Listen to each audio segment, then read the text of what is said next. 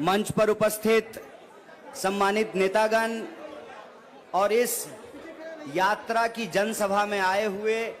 बिहार के कोने कोने से कार्यकर्ता साथी, नौजवान विद्यार्थी, महिलाएं और बुजुर्गों, मैं आपका बहुत ज़्यादा वक्त नहीं लूँगा क्योंकि हमारा आगे का कार्यक्रम ये है कि यात्रा अपने तय कार्यक्रम के अनुसार मार्च करेगी और हम लोग मुख्यमंत्री जी से मिलने का प्रयास करेंगे। वो मिलेंगे कि नहीं मिलेंगे ये उनके ऊपर है, लेकिन हम पलायन रोको नौकरी दो यात्रा के माध्यम से विभिन्न जिलों से गुजरते हुए जो मांग पत्र लेकर के आए हैं, जो प्रभावित वर्ग के लोग हैं, लगभग 1 लाख प्रभावित नौजवानों से इस यात्रा के माध्यम से हम लोग जुड़े हैं और इस यात्रा के प्रेस कॉन्फ्रेंस में लोगों ने आकर के अपनी बात रखी है, जो प्रभावित वर्ग के लोग हैं। और यह यात्रा एक हद तक कम से कम एक कोशिश तो जरूर है कि बिहार के भीतर जो जन समस्याएं हैं उसका जन संघर्ष बनने का जो है एक अवसर प्रदान किया है। तो इस जन संघर्ष के माध्यम से हम अपनी बात, बिहार के लोगों की हक की बात बिहार के सरकार और बिहार के मुखिया को बताने की कोशिश करेंगे। और दूसरी बात कि आज का तारीख ही पटना के लिए क्यों चुना गया है। आज का तारीख पटना के लिए इसलिए चुना गया कि आज महात्मा ज्योतिबा फूले की जयंती है और महात्मा ज्योतिबा फूले कहते थे कि शिक्षा के बिना बुद्धि का नाश होता है और बुद्धि के बिना नैतिकता का नाश होता है, नैतिकता के बिना विकास का नाश होता है और विकास के नाश से धन का नाश होता है और धन का नाश होने से जो बहुजन वर्ग के लोग हैं, जो बहुतायत लोग हैं, उनकी तबाही आती है, उनका भारी नुकसान होता है। तो महात्मा ज्योतिबा फूले शिक्षा पर जोर देते थे और कहते थे कि बहुतायत लोगों के लिए, समाज के जो गरीब लोग हैं, शोषित लोग हैं, पीड़ित लोग हैं, उनका कल्याण शिक्षा से हो सकता है, इसीलिए उनको शिक्षा पे जोर देना चाहिए। लेकिन आज शिक्षा की हालत यह है कि जो शिक्षण संस्थान हैं उस पर लोगों को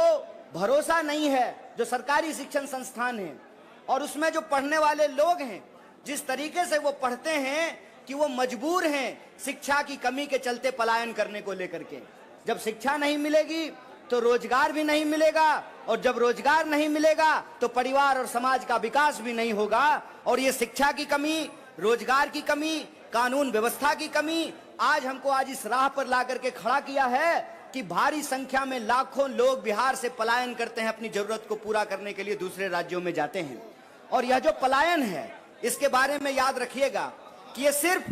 बेहतरी के लिए नहीं बल्कि मजबूरी के लिए भी करना पड़ता है। इसीलिए इस पलायन के दंश से बिहार को निकालना जरूरी है। और जब हम बिहार को पलायन के दंश से निकालना चाहते हैं तो यहाँ एक बात कहना बहुत जरूरी है। आज देश में एक साजिश चल रही है कि शोषण के खिलाफ जो ऐतिहासिक संघर्ष रहा है उन ऐतिहासिक संघर्षों को भुला दिया जाए। जो वंचित वर्ग के लोग हैं, जो गरीब हैं, जो शोषित हैं, जो पीड़ित हैं, उनके मन में यह विश्वास बैठा दिया जाए, ये भ्रम बिठा दिया जाए कि आज के इस शोषण के दौर से लड़ा नहीं जा सकता है।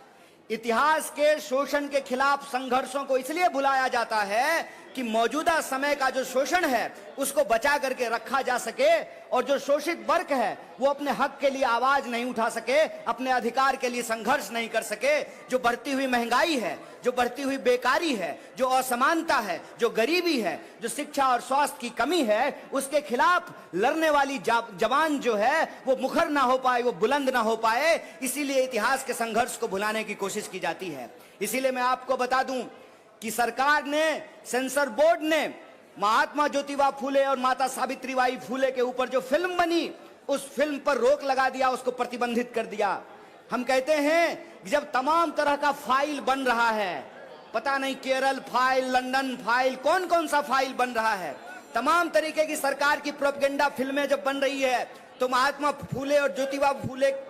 और सावित्रीबाई फुले के ऊपर जो बनने वाली फिल्म है उसको क्यों बंद किया गया है? उसको इसलिए बंद किया गया है कि देश के भीतर जो शोषित पीड़ित लोग हैं वो अपनी आवाज को बुलंद नहीं कर सकें। इसीलिए हम आप तमाम बिहार के नौजवानों और विद्यार्थियों से अपील करते हैं, कांग्रेस पार्टी के एक एक कार्यकर्ता से अपील करते हैं, साथियों हमारे कंधे पे एक बहुत बड़ी जिम्मेवारी है। हमारे कंधे पे जिम्मेवारी है इस देश की आजादी को बचाने का, हमारे कंधे के ऊपर जिम्मेवारी है इस देश के संविधान को बचाने का। और हमको यह जो काली टोपी का काला कारनामा है इसके खिलाफ व्हाइट टी शर्ट पहन करके, न्याय योद्धा बन करके, संविधान सेनानी बन करके हमको अपने आजादी की रक्षा करना पड़ेगा, हमको अपने देश और संविधान की रक्षा करना पड़ेगा। इसीलिए बिहार के भीतर, देश के भीतर अगर कहीं कोई अन्याय होगा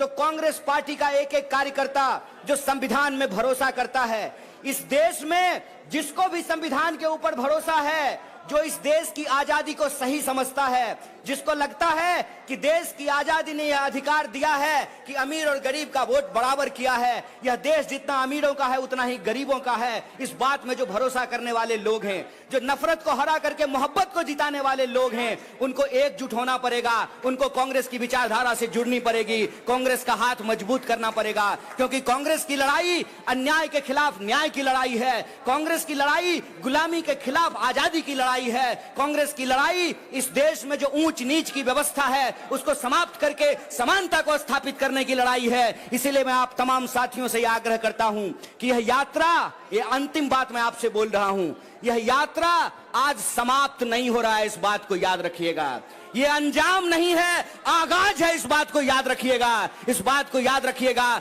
कि बिहार जब जब करवट लेता है देश बदलता है, और देश के इस बदलाव में बिहार के जो तमाम छात्र और नौजवान हैं कदम से कदम मिला करके इस आंदोलन में, इस जन आंदोलन में हिस्सा लें। और कांग्रेस पार्टी को हम शुक्रिया अदा करना चाहते हैं, हमारे नेता सचिन पायलट का, यूथ कांग्रेस का, एनएसवाई का, और एक एक वो व्यक्ति जो यात्रा में यात्री बन करके चला है, जो पेंडिंग भर्ती वाले हमारे नौजवान साथी हैं, हम सबका धन्यवाद करना चाहते हैं कि आपने जन संघर्ष का एक मंच दिया है। बदलाव की चाहत रखने वाला एक एक इंसान से जन संघर्ष के मंच से जुड़ेगा और बिहार में बदलाव होगा। ये अंजाम नहीं है, ये आगाज है, ये आगाज है कि हम बिहार में बदलाव करेंगे। बहुत बहुत शुक्रिया, बहुत बहुत धन्यवाद। चलिए, बहुत धन्यवाद। इस यात्रा में निश्चित तौर पे जितने भी हमारे साथी चले हैं, पेंडिंग भर्ती हो, सेवा दल हो, आदरणीय मनीष जी का भी मैं बहुत बहुत धन्यवाद करूंगा कि आपने बहुत ही मजबूती के साथ इस यात्रा को चलाया है। साथ ही साथ हमारे एनएसयूआई यूथ कांग्रेस के जितने भी राष्ट्रीय भाइयों, मजदूर भाइयों, बिहार में सबसे बड़ा पलायन पूरे हिंदुस्तान में बिहार से होता है। क्यों होता है? बिहार में किसी दूसरे प्रदेश के लोग काम नहीं करते।